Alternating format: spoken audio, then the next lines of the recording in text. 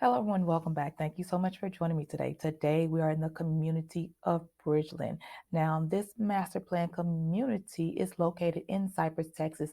The home that we're currently viewing is by MI Homes, and it is called the Quincy.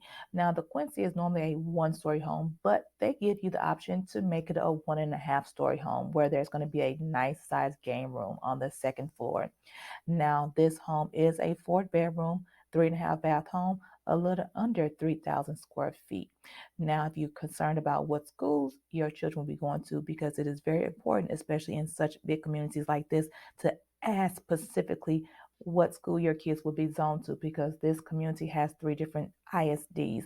This home is going to be located in Waller ISD, and the schools are going to be Robert Road Elementary, Waller Junior High, and Waller High School. And if you don't know who I am Linda Blue, your new home consultant, helping you create the ultimate blueprint for all of your real estate needs. And remember, if you have not done so already, do me a big favor and hit that like, subscribe, and that bell to be notified of new weekly videos.